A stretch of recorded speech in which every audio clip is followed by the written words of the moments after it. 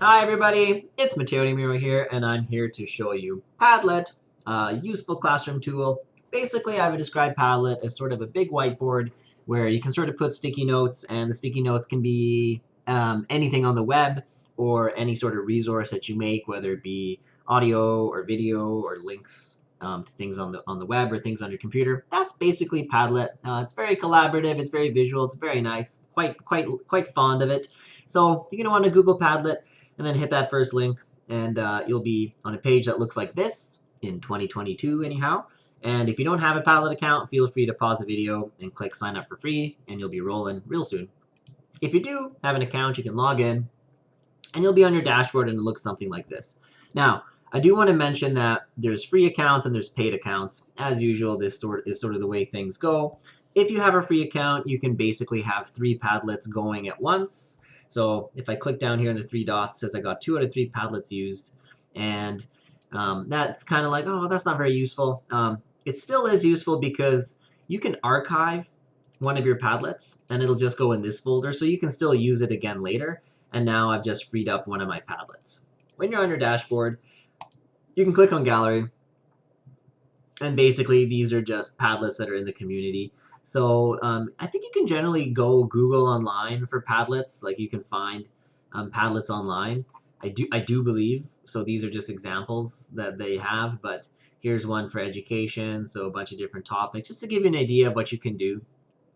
So if you click on one of these, it's going to open up all the resources that are in there. So these are all links, your gaming resources for the classroom. So it opens up another Padlet that has all these different resources. This is another one I found. So how to train for your first half marathon. So this is that one particular style where you have titles at the top and then Padlets underneath. So if you're looking for something very structured, this would be your go-to. So students could use this to present a project, for example. Right? So basically, the sky's the limit on how you use it in your class. And then here's a solar system one. So this is a timeline Padlet. So I just thought I would show you that. To make a Padlet, in the top right corner, you got this pink button. It says Make a Padlet. So let's click on that. There are this many options of Padlets you can make, and they're all a little bit different. So you can preview them if you like, see which one kind of works for the activity that you're looking at. But there's a timeline, there's a map one.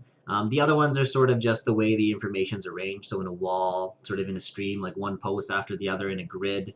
So if it needs to be more organized, that one's useful. Or sort of a shelf, which is sort of, I would say that's similar to the grid. Not sure what the difference is. I think the difference for the shelf is you can have a title at the top of each column, which can actually be pretty handy, and I'll show you some examples. I'm going to make a canvas today.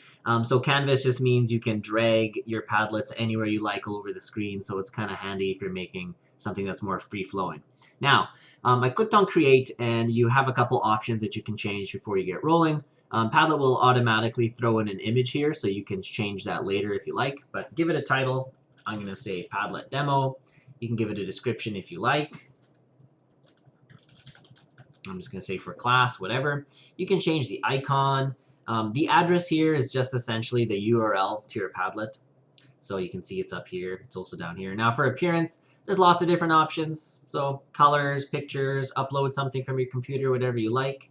There's 2 options for color scheme. You can change the font. And now posting, this is very important if you're doing it for classroom use. So do you want the author name above each post? That's probably pretty handy. And by the way, students don't need to sign up for anything. When you share a link, just sort of ask them their name and then they can get rolling. You can also enable commenting on posts, so that's pretty handy for classrooms. And you can also do reactions, so you can allow none, or you can do likes. You can do upvotes or downvotes, which are handy if you're trying to sort of rank information. So classes can upvote and downvote posts, or they can rate them, whatever you like. I'm going to leave it on upvoting. Content filtering, so if you would like, you can make it so that anytime someone posts, you actually have to sort of approve it before it becomes live. And there's also some profanity filtering if you like. So once that all looks good to you, you can click on next, and that's it. Your Padlet's done, so you can start posting, and you're basically staring at this big screen, and you're kind of like, well, what do I do? So down here in the bottom right corner, you'll see the plus sign. You can click on there and you can add a post, or you can double click anywhere on the background and it's going to bring up this dialog box to post. So I'm just going to write a title for the post and call it test post. I'm going to say demo for Padlet today. What do you think? What do you think? Now let's say if I spell something wrong. I do think if I right click on that, yeah. Oh no, what have we got there? Yeah, we got some options here for quotes. So there's actually some functionality here. You can insert links in here. I thought there was a spell checker, but there clearly isn't. So there you go. Let's say I'm just going to publish that. So on the template I chose, I can move this around. I can put this anywhere. But let's say I forgot to add something in here, so I'm going to click on edit. I want to show you all the different things that you can put in a Padlet. Now there are 5 buttons here, and I'm just going to say click on the 3 dots, because these ones I think are just the most often used ones. But if you want to just see everything that's available to you, click on the 3 dots. And this is the nice thing about Padlet, is these are all the things that you can put in your Padlet. So if you want to upload a file from your computer, you can do that. If you want to turn on your camera and take a picture, hi, you can do that. If you want to record a video, same thing. So now I'm recording a video and it's going to embed it in the post. I got audio possibilities. You can record your screen, which is very handy. So you can actually record your screen and then put that video in the Padlet. Drawing is very nice. You can draw pictures and things. I think you can share another Padlet here. And you can also embed web searches and things like that. So if you want to embed a YouTube video, I can say type in, shameless plug for me, I can type in this and, you know, insert one of my videos here for math. Now, sometimes it looks like it's going to take a long time, but there we go. So the video's in, we can hit update, and now I can go ahead and see that video directly in the Padlet. I can make it bigger. There you have it. So, what else haven't I showed you? I haven't showed you how to comment yet. So if you enabled comments, it's down here. So if I click down a little speech bubble, I can now add a comment. So there we go. And then now it says a little 1. So if I click on that, I can see the comments that are going in there. Because I did upvoting and downvoting, I can give it a thumbs up. And that's basically most of the functionality of Padlet. Now, how do you share this with your class? Well, up here in the top, you got the share button. So there's a couple ways to do it. You can either add members via email, or probably the easiest way is just copying the link to the clipboard, and now you can copy and paste that link in a chat or put it in a document somewhere. You can make a QR code as well.